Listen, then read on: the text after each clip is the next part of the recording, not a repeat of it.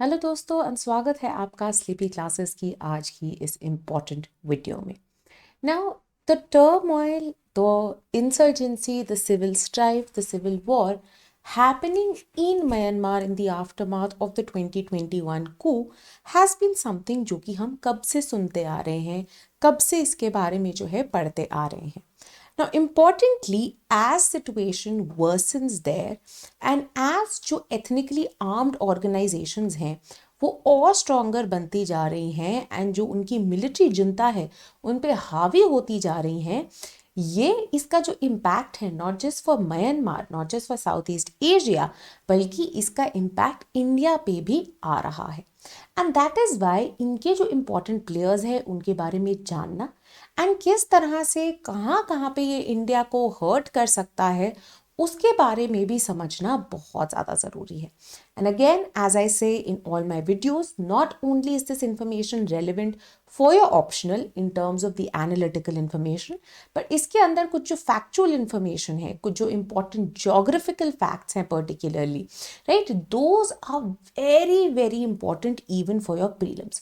So keeping both these perspectives in mind, you have to go through the information, you have to listen to this video. Now first of all, I'm sure you guys must have heard of something what is called the Arakan Army. ठीक है कि ये अरकन army आखिरकार है क्या, ठीक है, और क्यों इनके बारे में चर्चा हो रही है, ये क्या करते हैं, क्या इनका जो है काम है, उसको जानना जरूरी है। अब अरकान आर्मी, जैसे कि अब हमने बात की थी, राइट, हमने पहली बात की थी कि एथनिकली आर्म्ड ऑर्गेनाइजेशंस है म्यांमार में, ठीक है, तो उन एथनिकली आर्म्ड ऑर्गेनाइजेशंस ग्रुपिंग्स में से एक कौन है, एक है ये अरकान army, right. Now this Arakan army is a part of a number of other groupings also which exist alongside this grouping, ठीक है। तो बेसिकली 2009 के अंदर as a separate full fledged group जो है इन्होंने अपने आप को इस्टेब्लिश किया था और क्या कहा था कि देखिए हम एक रेवोल्यूशनरी आर्म्ड ऑर्गेनाइजेशन है म्यांमार में, ठीक है। एंड वेरी इंपॉर्टेंटली, जैसे कि इनका नाम ही कहता है, ये अरकन एरिया की सेल्फ डिटर्मिनेशन चाहते हैं। तो ये क्या कहते हैं कि जिस तरह से बर्मीज किंगडम के टाइम पे जैसे एग्जिस्ट करते थे वैसे ही हम सेल्फ डिटर्मिनेशन जो है अरकन एरिया की चाहते हैं। वेरी इंपॉर्टेंटली, अब जैसे कि हमें पता है that Myanmar has been witnessing what we understand is extremist militaristic Buddhist wings emerging, right? जिस तरह से countries like, usually we associate Buddhism with a lot of peace, right, non-violence, but various countries have witnessed the more extremist militant side also। तो जैसे कोई भी religion जब बहुत extreme ideology को फॉलो करने लग जाता है, they go down this path, right. तो श्रीलंका में जैसे हमने विटनेस किया है, म्यांमार की हम बात कर रहे हैं जिसके कारण रेफ्यूजी क्राइसिस भी हो रहा है रोहिंग्यास का, जहाँ पे they are being expelled from the Rakhine state because of this reason. Japan has witness this as well, right. तो इसी तरह से the military wing of what we call the Buddhist Rakhine ethnic group in the Rakhine state, जहां पे ये majority में है, right. 2015 तक ये ऑपरेट कर रहे थे मेनली इन दो मेन प्रोविंसेस जो है म्यांमार की, Kachin as well as Shan states, right. And one of the reasons जिसके कारण इनकी establishment became possible was due to the pre existing group which is the Kachin Independence Army, right? This is one of the first revolutionary groups in Myanmar, right? And इन्हीं को follow करते हुए जो है 2009 में ये अरकन आर्मी जो है ये इस्टेब्लिश हुई थी। ना इम्पॉर्टेंटली, जैसे कि हमने बात की, there are number of ethnically armed groups जो कि एग्जिस्ट कर रहे हैं। देयरफॉर पोलिटिकली ये is one of the members of what we call as the Federal Political Negotiations and Consultative Committee, right? जो कि ग्रुप है एक 7 एथनिक आर्म्ड ऑर्गेनाइजेशंस का जो कि नॉर्थ ईस्ट म्यांमार के अंदर एग्जिस्ट करता है। इसके अलावा जो नॉर्दर्न अलायंस है जो कि नॉर्दर्न म्यांमार में ऑपरेट करते हैं, and very importantly the infamous 3 brotherhood alliance जिन्होंने ऑपरेशन 1027 भी जो है लॉन्च किया नॉर्दर्न एरियाज में चाइनीज बॉर्डर के अलोंग साइड, ये उसका भी हिस्सा है। इस 3 ब्रदरहुड अलायंस में, अगेन ये आप याद रखिए, कभी भी आपको से प्रीलिम्स के अंदर अगर ऐसे टर्म्स आ जाते हैं कि 3 brotherhood alliance and northern alliance, कौन सी इन कंट्रीज के साथ एसोसिएटेड है, तो आपको पता होना चाहिए म्यांमार, ठीक है। और इसके अंदर कौन है थ्री ब्रदरहुड अलायंस में, apart from the Arakan Army, the Myanmar National Democratic Alliance Army and the Ta'ang National Liberation Army as well. तो ये तीनों इस अलायंस का हिस्सा है। नाउ इंपॉर्टेंटली इंडिया के लिए किस तरह से ये इम्पैक्ट करता है, ठीक है। मिलिट्री जनता को तंग कर रहा है, म्यांमार के अंदर एथनिक स्ट्राइफ चल रही है, सब कुछ हो रहा है, इंडिया पे कैसे इसका इम्पैक्ट आ रहा है। तो दोनों direct and indirect attacks impact जो है इंडिया पे आता है। सबसे पहले तो दिसंबर 2024 में क्या हुआ, because of the ongoing violence and in fact the violence which is increase substantially in the last couple of years, what happened that the Arakan army has now captured, जो जुनता है राइट, जो ऑफिशियल आर्मी है Myanmar की right, उनकी जो एक last outpost थी in the Rakhine state called Maungdaw, ठीक है, उसको इन्होंने कैप्चर कर लिया है। अब इसके बाद से क्या हुआ है कि बांग्लादेश के साथ ये जो एक लंबा बॉर्डर ऑलमोस्ट 271 किलोमीटर्स का जो बॉर्डर एग्जिस्ट करता है म्यांमार एंड बांग्लादेश के बीच में, ये जो बॉर्डर है अब completely is controlled by whom, it is now completely controlled by the Arakan army, ठीक है। So rather than the military junta, it is Arakan army in control. Very importantly, they have also captured the regional army headquarters of the Rakhine state. Now, even before they had captured Mongdo, इससे पहले दो और important towns जो कि इस border पे lie करते हैं, सबसे पहले पलेटवा एंड देन बुथिदोंग, राइट, इन दोनों को भी उन्होंने कैप्चर कर लिया था। नाउ पलेटवा वेरी इंपॉर्टेंटली, जैसे कि आपको पता होगा, नीचे जब हम जाते हैं this leads to the seaport of Sittwe as well, ये बहुत ज़्यादा ज़रूरी है for a project which is imagined by India, which is the Kaladan multimodal project. Now, importantly, you have to understand that India and Myanmar also share a very long border. And Myanmar is one of India's very important neighbors. In fact, long back only, during our independence time and post-independence, right after independence, हमारे जो defence minister थे VK. Menon, उन्होंने ही recognise कर लिया था importance of Myanmar and उन्होंने कहा था कि इंडिया एंड म्यांमार के बीच में एक स्ट्रेटेजिक यूनिटी होना बहुत ज़्यादा ज़रूरी है, especially now as India imagines to further its influence in Southeast Asia, to strengthen its relationship with ASEAN. Myanmar will act as a critical bridge, and already ASEAN has been unable to find a solution to this Myanmar problem, the Myanmar dilemma, and now it can impact India's future in the region as well. ठीक है, तो India की जो neighbourhood first policy है, जिसका obviously हिस्सा जो है म्यांमार बन जाता है, along with that the fact that India's Act East policy के लिए भी म्यांमार एक बहुत इंपॉर्टेंट प्लेयर है। दोनों ही ये पॉलिसीज, दोनों ही फॉरेन पॉलिसीज जो है इम्पैक्ट होती हैं with what goes on in Myanmar, ठीक है। तो एक बहुत बड़ा स्ट्रेटेजिक डिलेमा जो है इंडिया के लिए इमर्ज हो गया है as far as Myanmar is concern.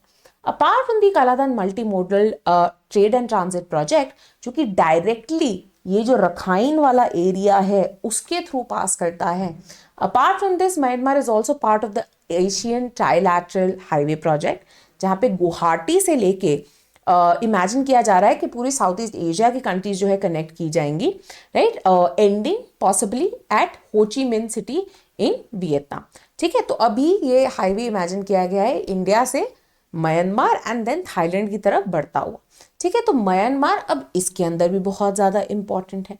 So basically particularly when it comes to the KMTTP, because इसे कालादान मल्टी मोडल प्रोजेक्ट को क्यों इमेजिन किया गया था, अब हमें पता है दैट इंडिया एंड इंडिया का जो हिस्सा है नॉर्थ ईस्ट, राइट, ये नॉर्थ ईस्ट अगेन इंडिया के लिए एक बहुत ही जियोपॉलिटिकली इंपॉर्टेंट एरिया है।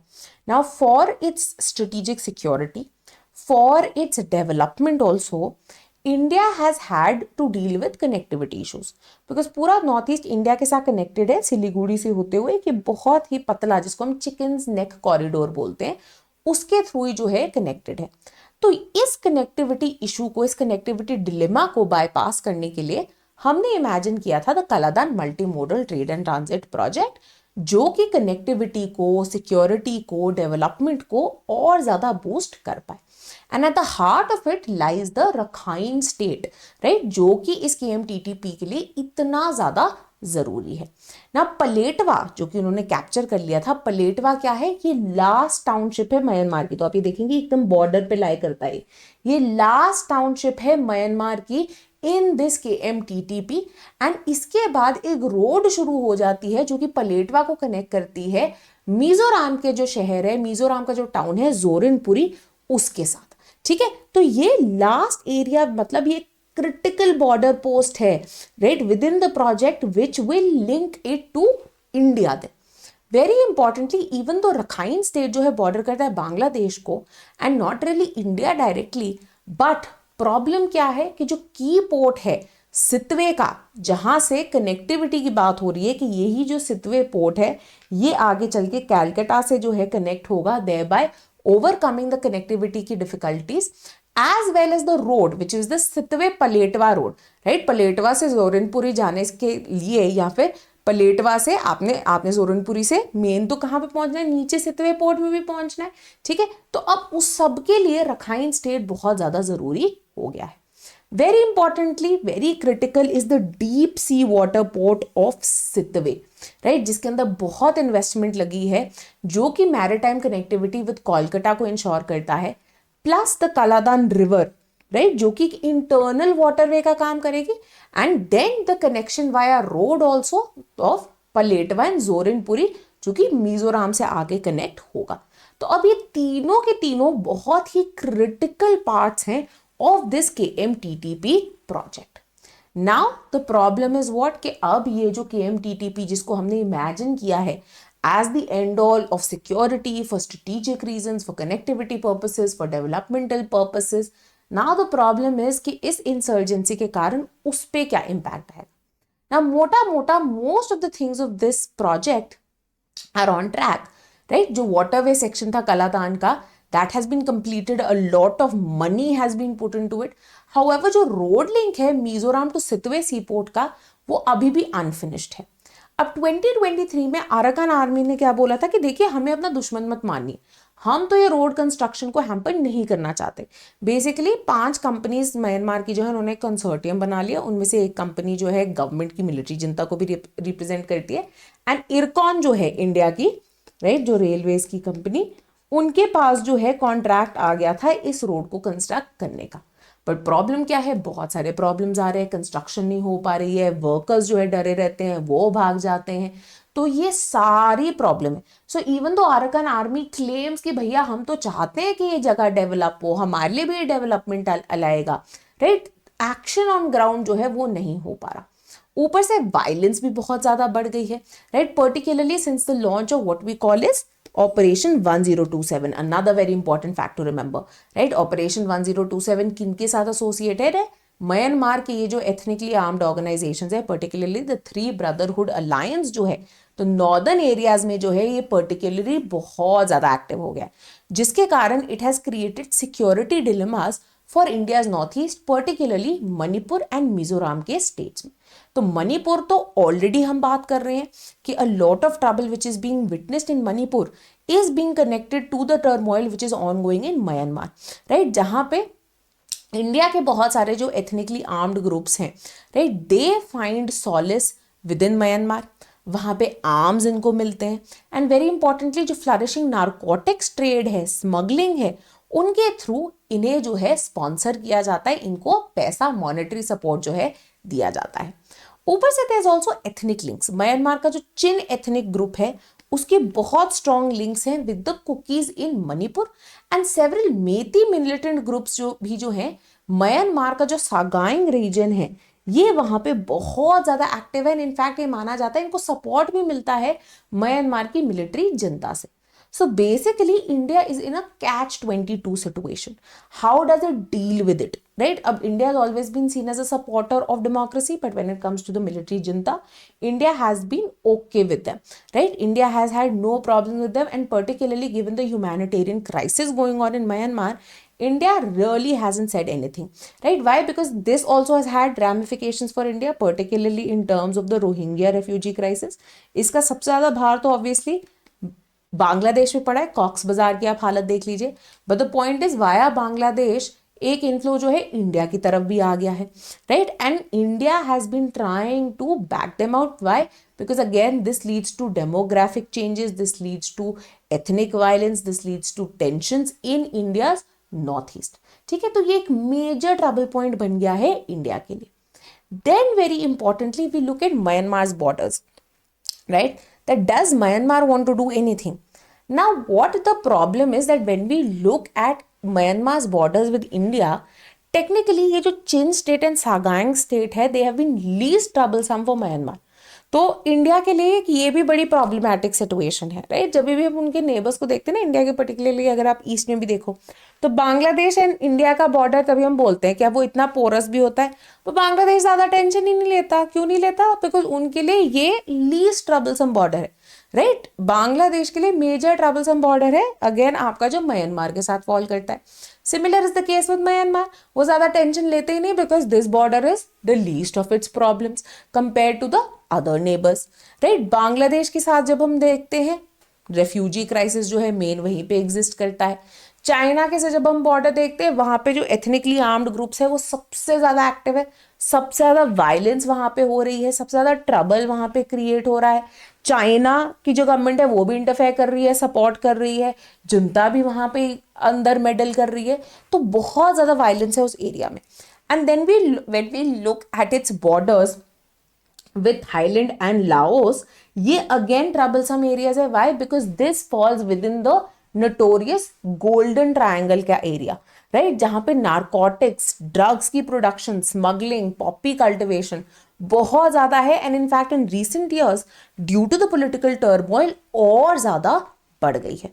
In fact certain experts and scholars, particularly आपको ORF में भी मिल जाएगा आर्टिकल, दे से कि म्यांमार के साथ क्या हो रहा है. म्यांमार ना बेसिकली बन गया है what we call in today's language what is regarded as a sacrifice zone. ठीक है, इसका मतलब मैं आपको समझाती हूँ कि ये सैक्रिफाइस जोन का मतलब क्या है. ना वेरी इंपॉर्टेंटली आगे एक और चीज देखते हैं और फिर मैं बताती हूँ कि क्यों ये सैक्रिफाइस जोन में इसको बुला रही हूँ, विच इज द चाइना एंगल. अब चाइना भी बहुत ज्यादा इन्वेस्टेड है म्यांमार में, जिसके कारण वो दोनों ही ग्रुप्स के साथ जो है बना के रखने की कोशिश कर रहा है, राइट. चाइना ने बहुत ज्यादा इन्वेस्ट किया हुआ है इंफ्रास्ट्रक्चर में, इकोनॉमिकली, पर्टिकुलरली शान एंड रखाइन स्टेट्स में.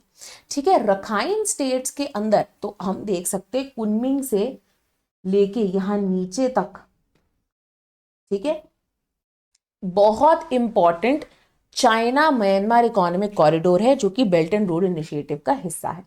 वेरी इंपॉर्टेंटली कुनमिंग से म्यांमार तक की जो गैस एंड ऑयल पाइपलाइंस है वो भी इसी रूट पे जो है फॉल करती हैं. Importantly China is also very heavily invested in what is the Kyaukphyu deep sea port.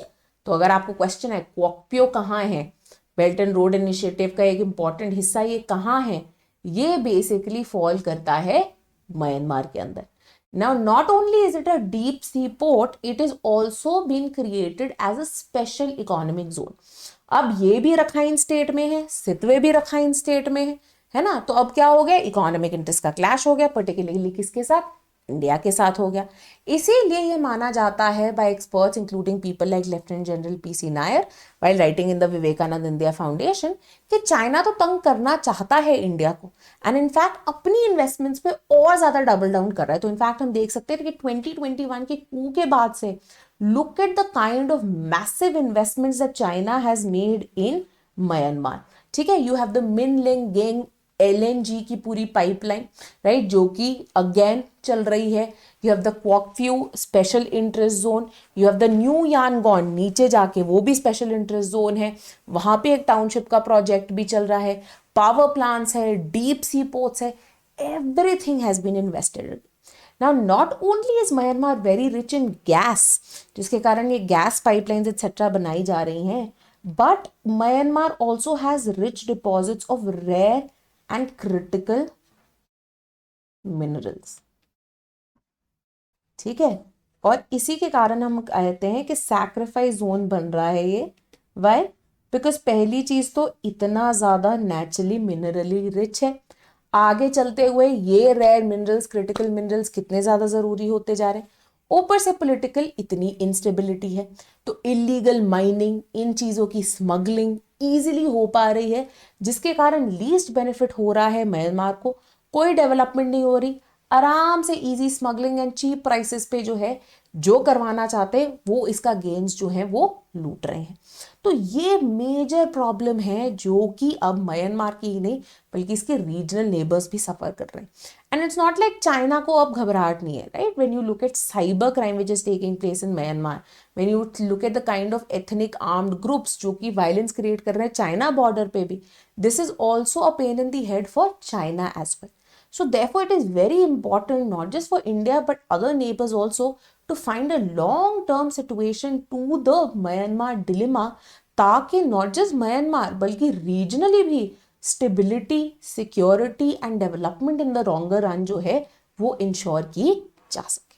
ठीक है, तो चलिए in the end just to let you know कि अगर ऐसी चीज़ों के साथ कोप अप करने में आपको डिफिकल्टी होती है पीएसआई करंट अफेयर्स में, पर्टिकुलरली आपके ऑप्शनल के लिए, तो आप हमारा करंट अफेयर्स का कोर्स ज्वाइन कर सकते हैं which is only available for ₹6,000 right now. Very importantly हमारा पीएसआई का फाउंडेशन कोर्स फॉर 2026 भी जल्द आएगा. We will be announcing the dates very soon. So if you have any sort of queries you can reach out to our team on 1800-890-3043 or drop us a mail on sleepy.classes@gmail.com. इसके अलावा very importantly for those students who may be appearing in the personality test round this year, हमारा next round of online mocks जो है 17th and 18th जनवरी को हो रहा है. And आप first round of offline मॉक्स, right, in person मॉक्स जो हैं ये 12-13 फेब को होंगे दिल्ली के अंदर भी.